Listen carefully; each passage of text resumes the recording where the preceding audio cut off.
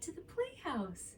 It's Mrs. Belky, and I am just about to have my snack and read my story, and you are just in time. Today I'm having tea and bread and jam. Do you like bread and jam? I do too. It's the perfect snack for today because we are going to read a story about Francis, who loves bread and jam. Shall we read it together? Bread and Jam for Francis by Russel Hoban. Pictures by Lillian Hoban. It was breakfast time, and everyone was at the table. Father was eating his egg. Mother was eating her egg. Gloria was sitting in a high chair and eating her egg too. Francis was eating bread and jam. "What a lovely egg," said Father. "If there is one thing I am fond of for breakfast, it is a soft-boiled egg." "Yes," said Mother, spooning up an egg for the baby. "It's just the thing to start the day off right." "Ah," said Gloria, and ate up her egg. Frances did not eat her egg. She sang a little song to it.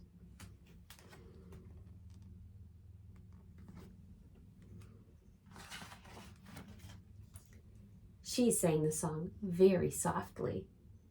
"I do not like the way you slide. I do not like your soft inside. I do not like you lots of ways, and I could do for many days without eggs." "What did you say, Frances?" asked Father. "Nothing," said Frances, spreading jam on another slice of bread. "Why do you keep eating bread and jam?" asked Father, "when you have a lovely soft-boiled egg?" "One of the reasons I like bread and jam," said Frances, "is that it does not slide off your spoon in a funny way."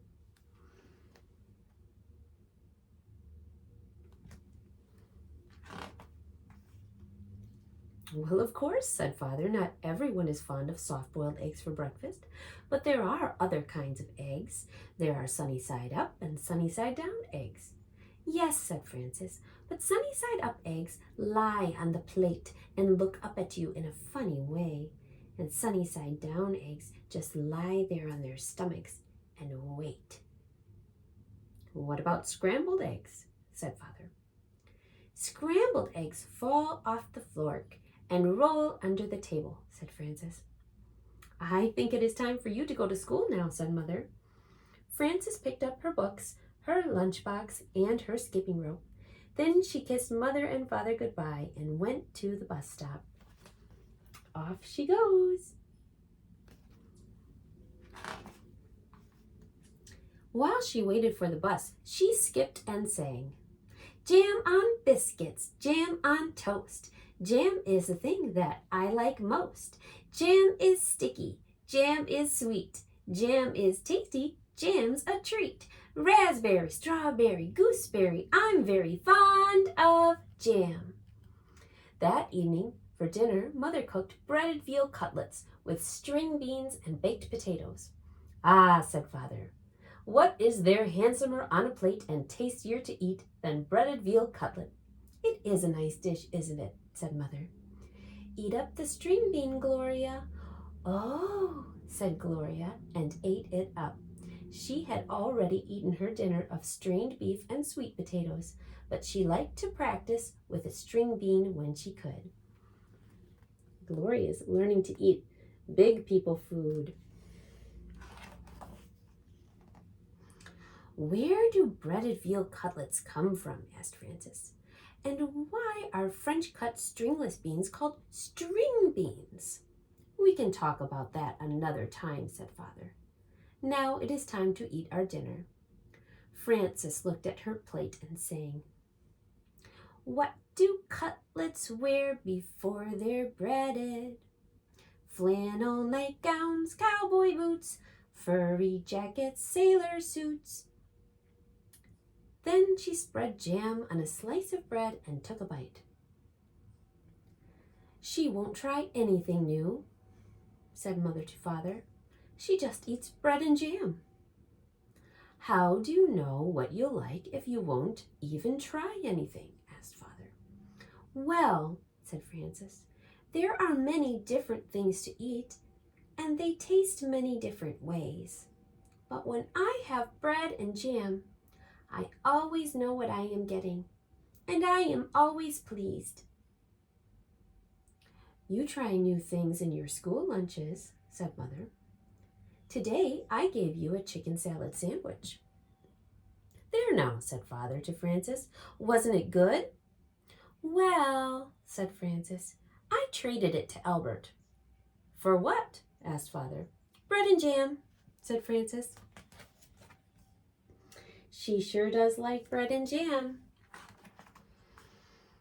The next morning at breakfast, Father sat down and said, Now I call that a pretty sight. Fresh orange juice and poached eggs on toast. There's a proper breakfast for you. Thank you for saying so, said Mother. Poached eggs on toast do have a cheery look, I think. Frances began to sing a poached egg song. Poached eggs on toast, why do you shiver with such a funny little quiver? Then she looked down and saw that she did not have a poached egg. I have no poached egg, said Frances. I have nothing but orange juice. I know, said Mother. Why is that? Said Frances. Everybody else has a poached egg. Even Gloria has a poached egg, and she is nothing but a baby. But you do not like eggs, said Mother, and that is why I did not poach one for you. Have some bread and jam if you are hungry. So Frances ate bread and jam and went to school.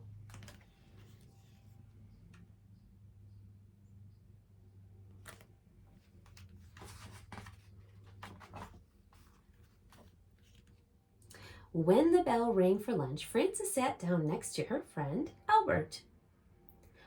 What do you have today? Said Frances.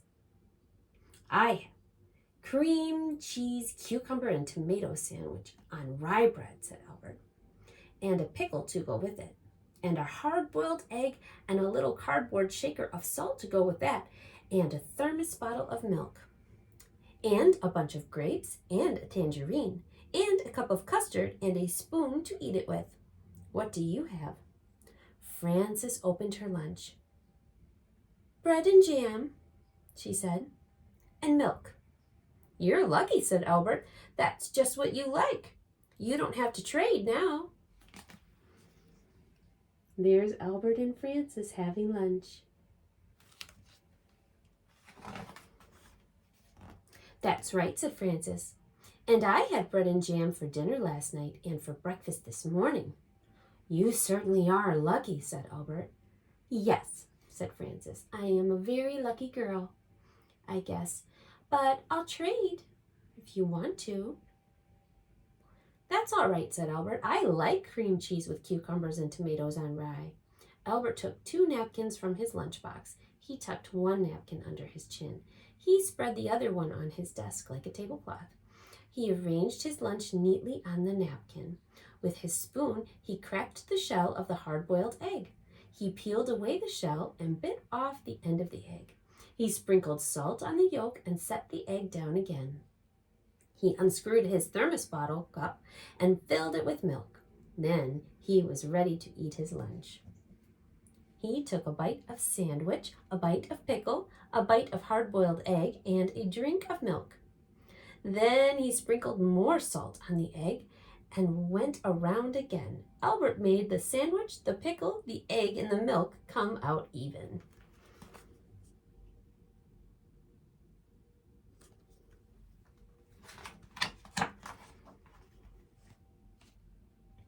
He ate his bunch of grapes and his tangerine. Then he cleared away the crumpled up wax paper, the eggshell, and the tangerine peel. He set the cup custard in the middle of the napkin on his desk. He took up his spoon and ate up all the custard. Then Albert folded up his napkins and put them away. He put away his cardboard salt shaker and his spoon. He screwed the cup on top of his thermos bottle. Then he shut his lunchbox. He put it back inside his desk and sighed. I like to have a good lunch, said Albert. Frances ate her bread and jam and drank her milk. Then she went out to the playground and skipped rope. She did not skip as fast as she had skipped in the morning, and she sang, "Jam in the morning, jam at noon, bread and jam by the light of the moon. Jam is very nice."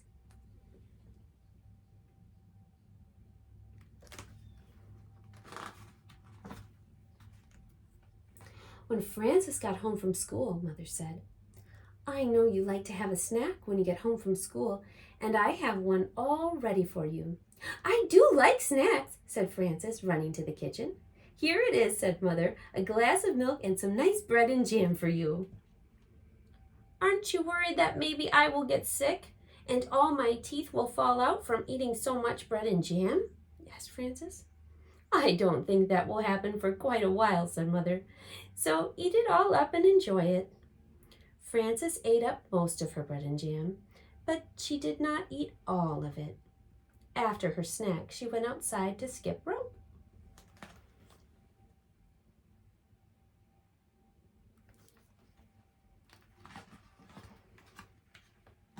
Frances skipped a little more slowly than she had skipped at noon, and she sang, "Jam for snacks and jam for meals. I know how a jam jar feels, full of jam." That evening for dinner, Mother cooked spaghetti and meatballs with tomato sauce. "I am glad to see there will be enough for second helping," said Father, "because spaghetti and meatballs is one of my favorite dishes."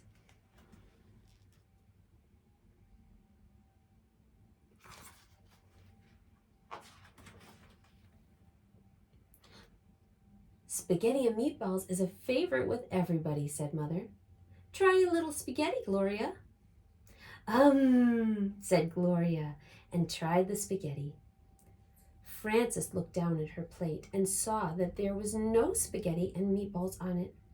There was a slice of bread and a jar of jam. Frances began to cry. "My goodness," said Mother, "Frances is crying." "What is the matter?" asked Father. Frances looked down at her plate and sang a little sad song. She sang so softly that Mother and Father could scarcely hear her. "What I am is tired of jam." "I want spaghetti and meatballs," said Frances. "May I have some, please?" "I had no idea you liked spaghetti and meatballs," said Mother.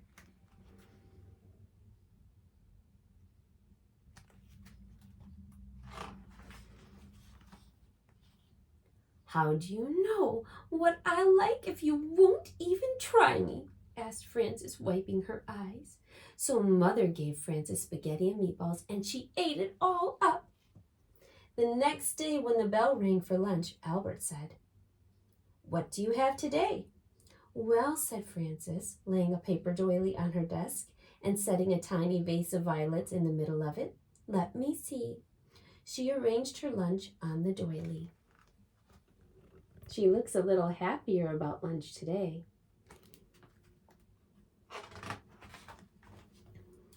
"I have a thermos bottle with cream of tomato soup," she said, "and a lobster salad sandwich on thin slices of white bread. I have celery, carrot sticks, and black olives, and a little cardboard shaker of salt for the celery, and 2 plums, and a tiny basket of cherries, and vanilla pudding with chocolate sprinkles, and a spoon to eat it with." "That's a good lunch," said Albert. "I think it's nice that there are all different kinds of lunches and breakfasts and dinners and snacks. I think eating is nice." "So do I," said Frances. And she made the lobster salad sandwich, the celery, the carrot sticks, and the olives come out even. The end. I think Frances learned a pretty nice lesson, don't you? We can like things and do them and eat them over and over and over again. But sometimes it's nice to try new things in our life. And maybe those new things will make our lives even a little fuller and better. Thank you for reading with me. I hope you have a wonderful snack today, and I'm going to enjoy my bread and jam. If you've been enjoying Mrs. Belky's songs and stories, please like and subscribe so that other little ones can see these videos and be blessed by them too. Thank you so much. God bless you.